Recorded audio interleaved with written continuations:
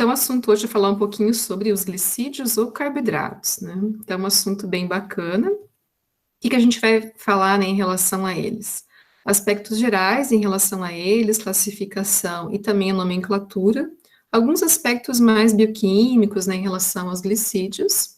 E também características, propriedades que eles têm dos diferentes tipos de glicídios, tem entender um pouquinho as diferenças, né, entre glicogênio, amido, e outros glicídios diferenciados, vamos falar um pouquinho sobre eles também, que são os heteropolissacarídeos, então, heparina, condroitina, ácido hialurônico, são todos glicídios também, então entender um pouquinho também como é que eles são construídos, né, e as funções que eles vão executar no nosso organismo. Então, hoje é um assunto bem bioquímico, né, lá nos slides vocês vão ver que eu coloquei como referências ali né, os livros de bioquímica que trazem, então, geralmente um ou mais capítulos sobre esse assunto, tá? Então, a gente já conversou sobre vários tipos de biomoléculas, né, importantes em aulas anteriores. A gente começou o semestre falando um pouquinho mais sobre aminoácidos e proteínas. Agora, nas últimas semanas, a gente falou um pouquinho sobre os ácidos nucleicos, né, DNA e RNA. E hoje chegou a vez de falar, então, um pouquinho sobre os glicídios, né, ou carboidratos, tá? Então, lembrando que ela faz parte, né, do grande grupo, esse conjunto, né, de moléculas faz parte de um grande grupo, que são as moléculas mais complexas que a gente encontra nas nossas células. Bem, como é que a gente pode definir, né, o que seriam, então, esses glicídios, tá? Então, os glicídios a gente pode definir uma definição bem bioquímica, né, como compostos aldeídicos ou cetônicos, com múltiplas hidroxilas, com muitos grupos OH, né. Então, eu posso chamar eles de polihidroxialdeídos ou polihidroxicetonas, né. Também tem alguns autores que usam o termo sacarídeos para se referir a essas moléculas, ou carboidratos, também bastante usado, né? Sempre se referindo a alguma coisa que lembra, né, esse conjunto de moléculas. Então, o termo saccharum do latim, né, assim como glicis do grego, que indica, né, um sabor adocicado, faz referência ao açúcar, né? Embora nem todos os carboidratos tenham sabor doce, mas vários deles têm, né? Então, a gente geralmente associa com esse aspecto adocicado. Opa! Ali no slide, então, a gente consegue perceber, né, os dois tipos de estruturas que vão compor esses glicídios, né? Então, uma molécula que seria um aldeído, né, o gliceraldeído ou aldeído glicérico, que a gente vê na molécula da esquerda, e uma acetona, aqui um exemplo de uma acetona curtinha, de 3 carbonos, a dihidroxiacetona, né? Ambas moléculas que a gente encontra, inclusive, no nosso metabolismo, né? Formadas a partir da oxidação da glicose. Tá?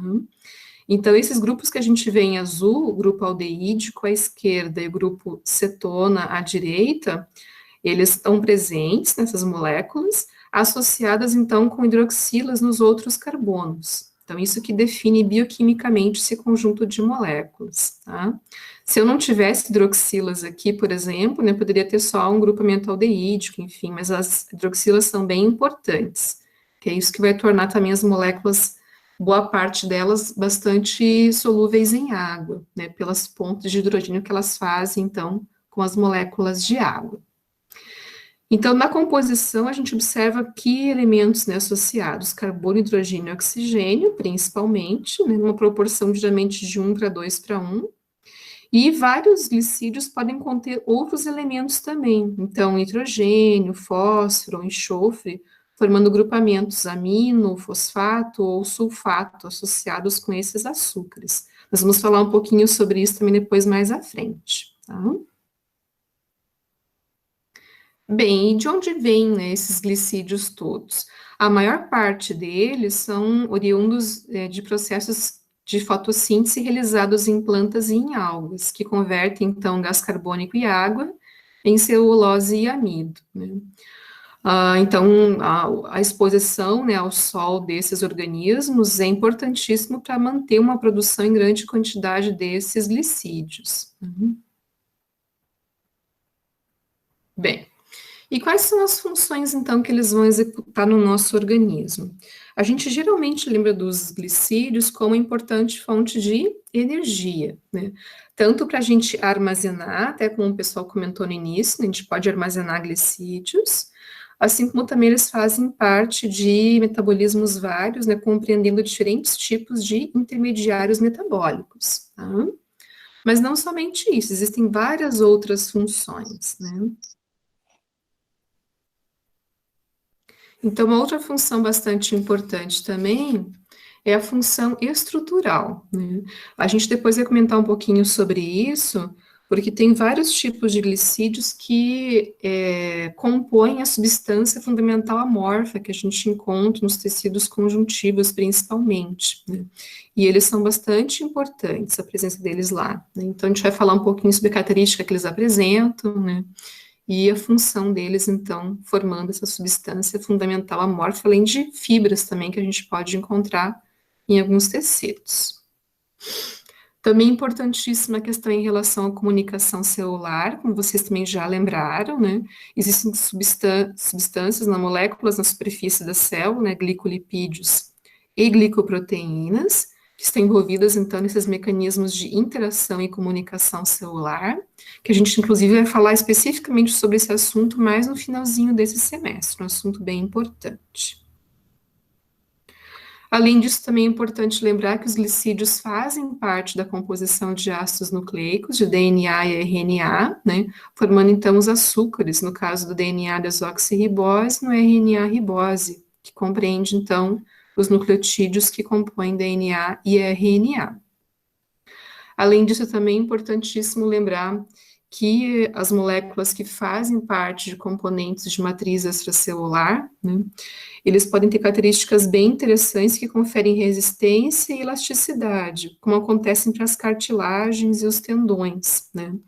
Então, formados principalmente por condroitina, um tipo de glicídio com uma característica bem importante. Também lubrificando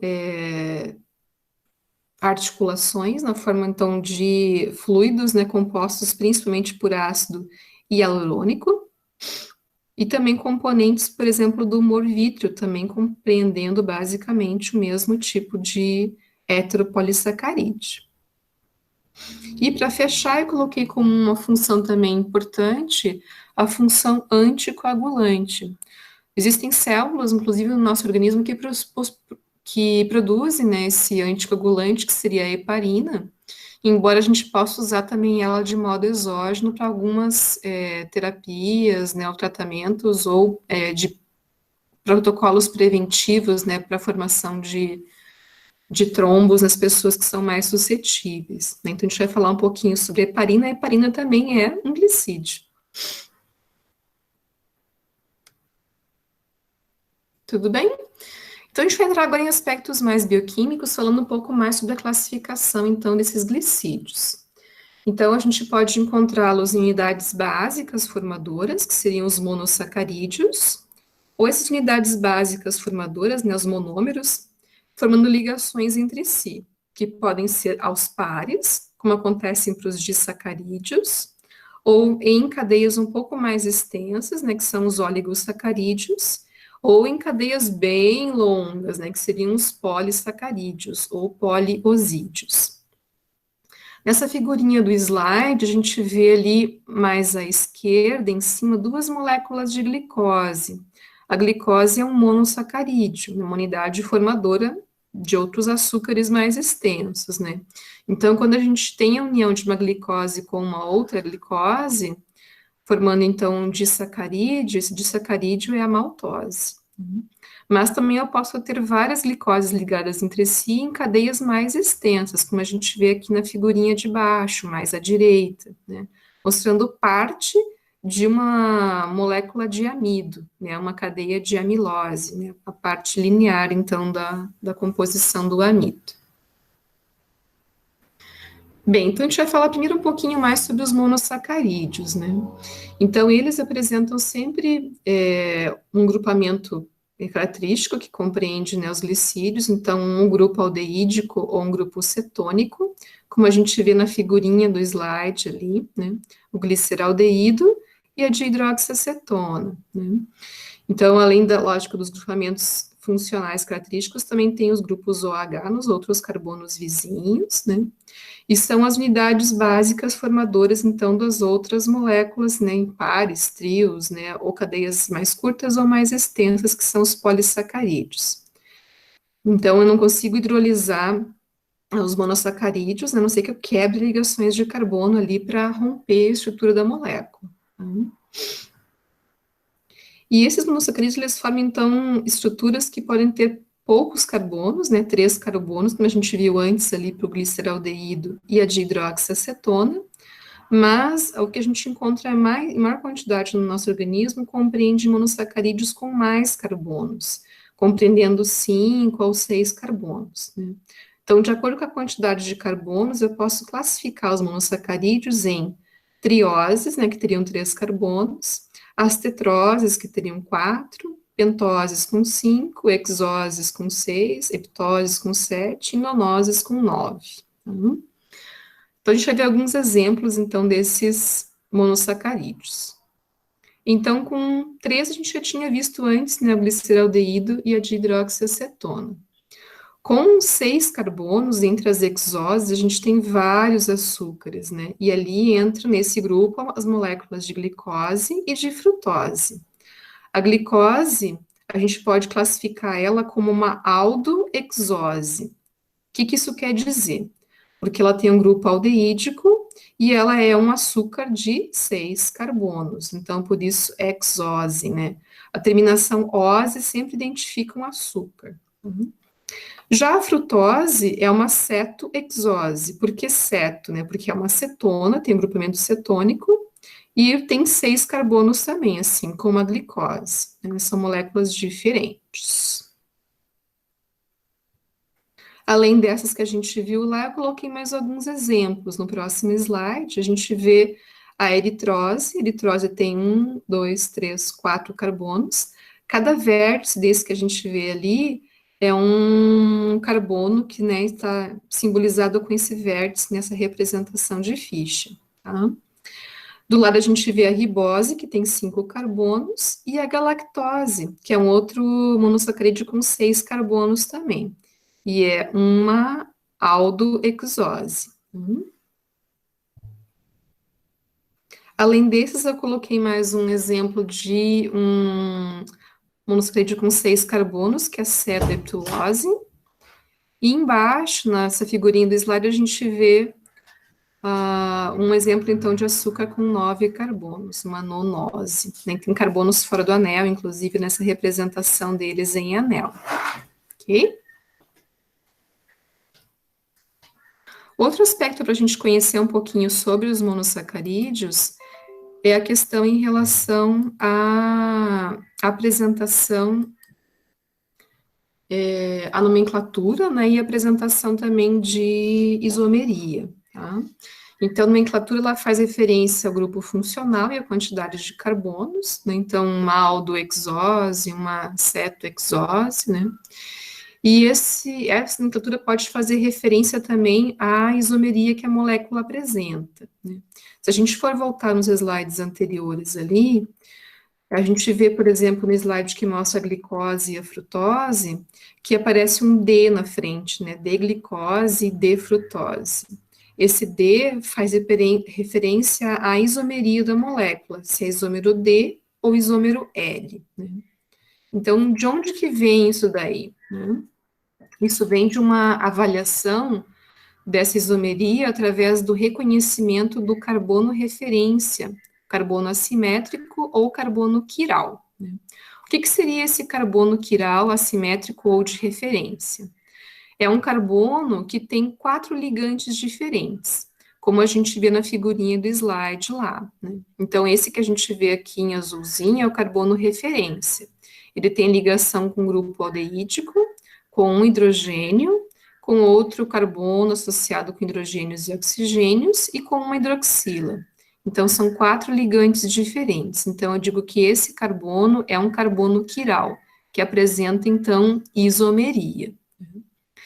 E na figurinha da direita, a gente vê a representação dessa molécula, que é o gliceraldeído, na frente de um espelho. Ali aparece o carbono azulzinho com a bola em azul, né, e os grupamentos associados, então, com esse carbono quiral. E a gente vê que essas duas moléculas, onde uma é a imagem especular da outra, elas têm diferenças na disposição dos grupos ligantes no espaço, pensando na molécula em três dimensões, né? Então, eu teria duas possíveis apresentações do gliceraldeído, tanto essa forma que a gente vê deste lado, né, como aquela do lado do espelho, então uma outra representação, uma outra maneira da molécula se apresentar em estrutura de três dimensões. Então, essa característica a gente chama de isomeria ótica, né? Então, eu sempre vou ter um isômero chamado de isômero D e o outro isômero L, né? Da onde que vem esses termos, né, D e L? Se vocês lembrarem, a gente viu também outro tipo de molécula que tinha essa isomeria de D e L. Lembram qual que era? A glicose, sim, mas pensando não em glicídios, em outras moléculas que a gente já estudou esse semestre. Lembram de alguma?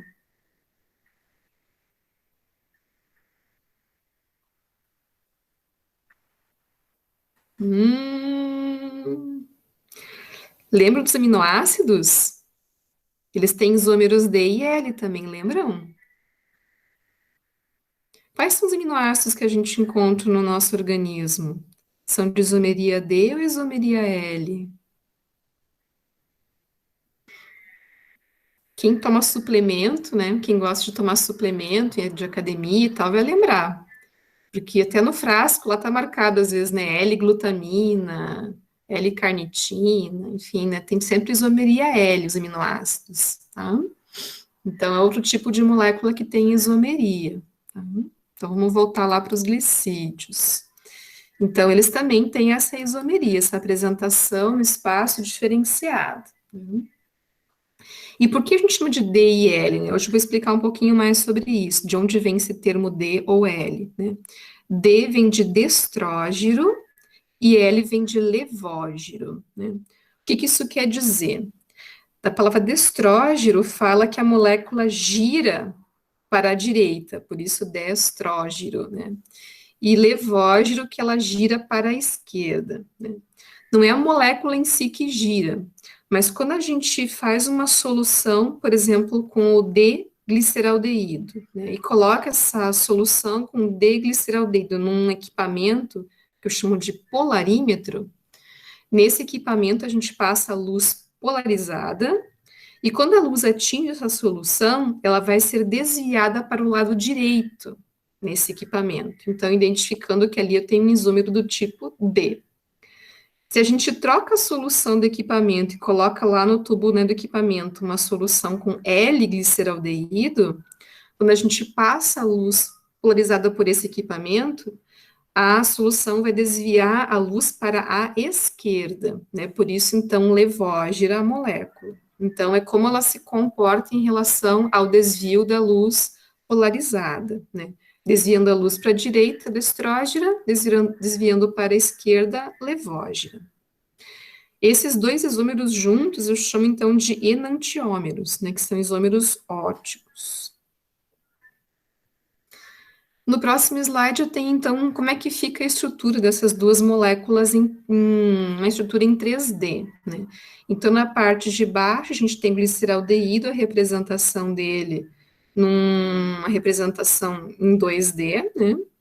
Na projeção de Fischer, na figurinha do meio, né, como é que ficaria, então essas representações com o achuradinho ali, com o listradinho, indicam os ligantes indo para trás do slide, e a representação com a cunha ali fechada indica que os ligantes estão projetando para frente do plano do slide. Então, uma representação que chama representação de Fischer, né? E lá em cima a gente vê como é que seria o jeitão da molécula mesmo no espaço, né? Então a gente fica pensando às vezes, mas, poxa, prof, será que eu preciso saber tanta coisa assim? Isômero D, isômero L, né? É importante conhecer que existe, né? Por quê?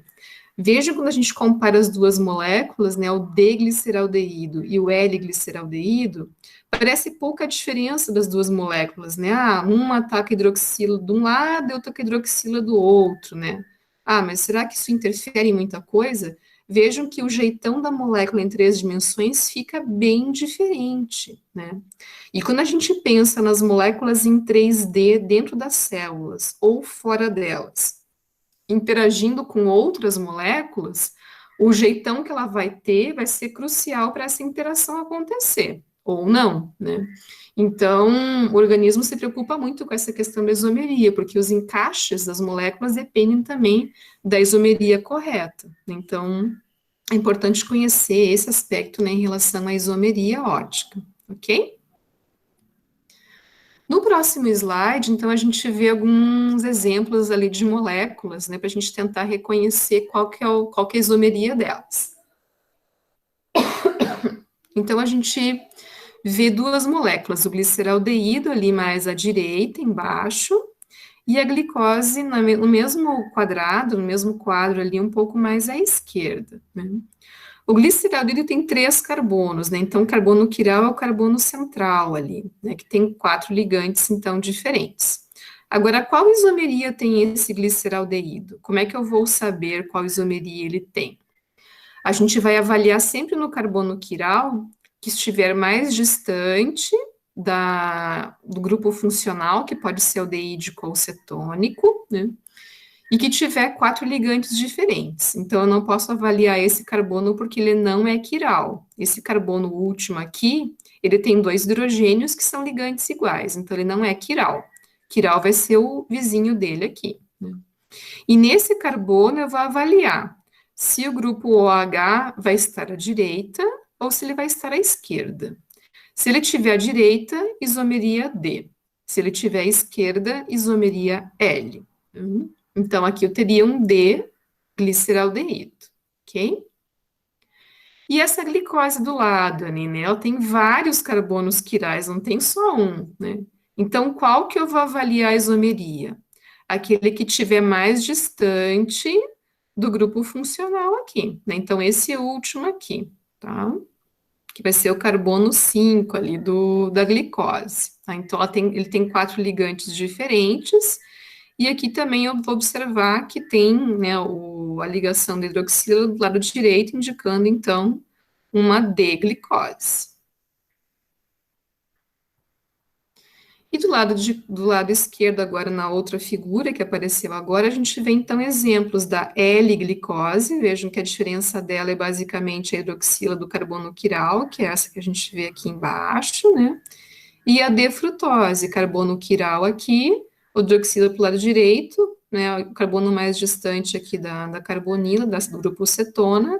E eu vou avaliar do lado direito, então, um isômero do tipo D, desvia a luz polarizada para o lado direito, então, quando a gente faz análise em laboratório. Joia? Tudo bem? Então, vamos continuar. Bem, outra coisa importante em relação aos monossacarídeos ainda, né? Quando a gente estuda as estruturas ali, né, a gente viu exemplos, né, da estrutura da glicose, da frutose, né, a gente vê geralmente elas esticadinhas assim. Mas no ambiente celular, que é um ambiente aquoso, elas não ficam assim abertas, elas vão ficar em estruturas fechadas, né? Então acontece um processo de ciclização, né?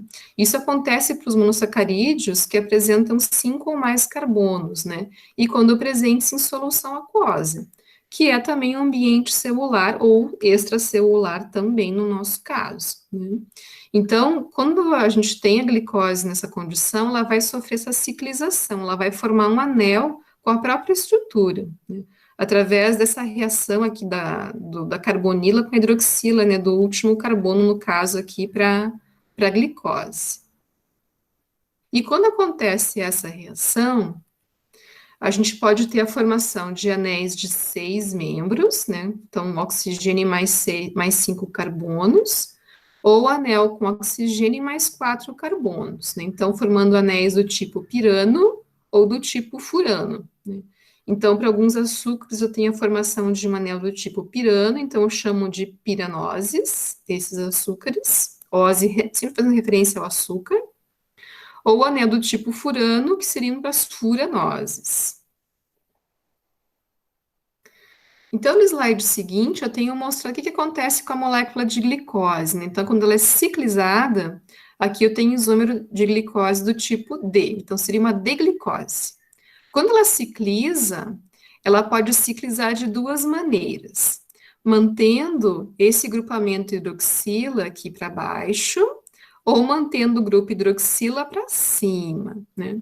Se ele estiver para baixo, eu tenho a formação de uma alfa-D glicopiranose.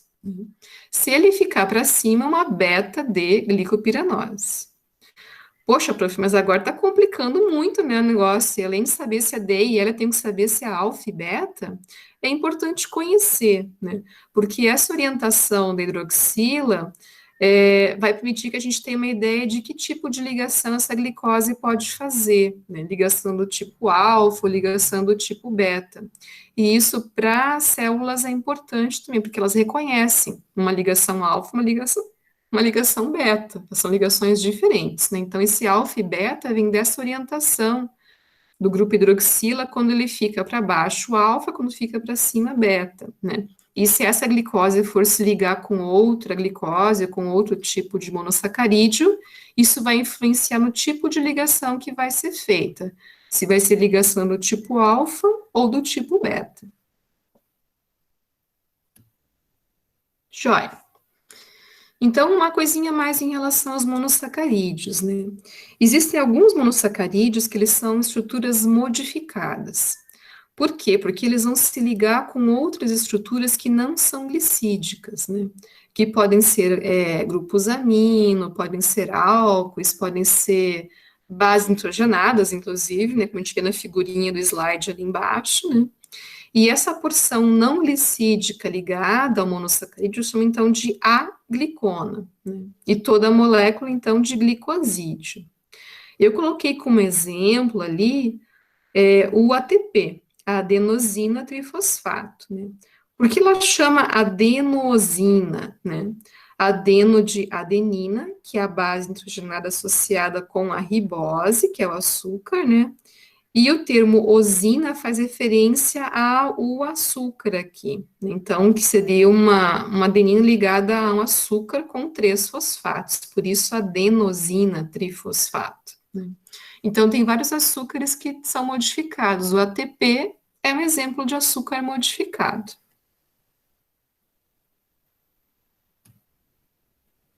Joia, então vimos até agora bastante coisa em relação aos monossacarídeos. A gente vai falar um pouquinho mais agora sobre outras estruturas que combinam, então, esses monossacarídeos em cadeias mais curtas ou mais extensas, né?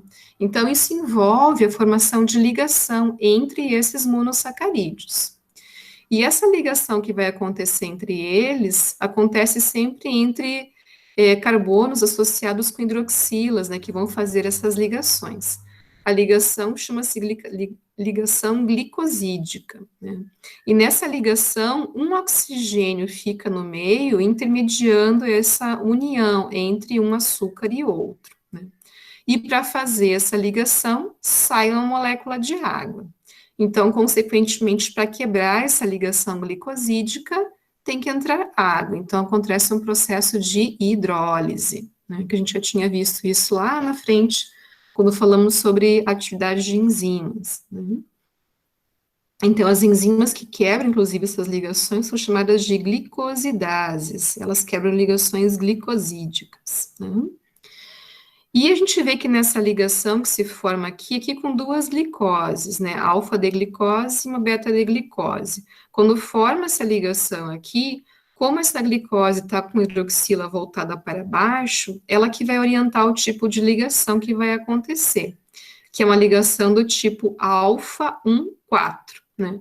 Por que 1,4? Alfa porque a gente tem hidroxila dessa glicose voltada para baixo, né? E vai manter a ligação, então, nessa orientação, com os anéis da glicose aqui e a ligação voltada para baixo do plano dos anéis, né? E por que 1,4? De onde vem esse termo 1,4, né? 1,4 faz referência aos carbonos envolvidos. O carbono 1 de uma glicose com o carbono 4 de outra glicose, por isso ligação alfa 1, 4. Joia. E daí a gente fazendo ligações assim, né, o organismo consegue produzir tipos variados de açúcares, né, não só o nosso organismo, como outros organismos também, né. Ali no slide seguinte, a gente vê, então, duas figurinhas, uma mostrando duas glicoses ligadas, com ligação alfa 1, 4, e na figurinha da direita, duas glicoses ligadas, fazendo ligação beta 1, 4. A ligação beta 1, 4 fica voltada para cima do plano do anel, né? Então, uma ligação com uma orientação diferente. Eles vão me dizer, mas poxa, prof, é só uma coisinha mais para baixo, uma coisinha mais para cima, dá tanta diferença assim? Dá. Na estrutura em três dimensões, dá. Inclusive, as enzimas que reconhecem um tipo de ligação como essa, alfa 1, 4, elas não vão conseguir se ligar e quebrar nesse tipo de ligação aqui, beta 1, 4, né? Pela diferença que a gente tem estereoquímica no espaço. Então, vamos falar um pouquinho sobre exemplos dessas moléculas, então, associadas. Primeiro, sobre os disacarídeos ou diosídeos. Existem vários que a gente encontra na nossa dieta. Eu coloquei três principais, né? Então, nesse slide, a gente vê a maltose, né, que seria um tipo de disacarídeo, duas glicoses associadas. A sacarose, que no nosso país ela é extraída basicamente da cana-de-açúcar, né, por isso eu coloquei a figurinha ali. Então, quem gosta de comer doce vai comer bastante sacarose, né? E a lactose, que a gente diz que é o açúcar presente no leite, né? A sacarose é a associação de glicose com frutose, e a lactose, a associação de galactose com glicose.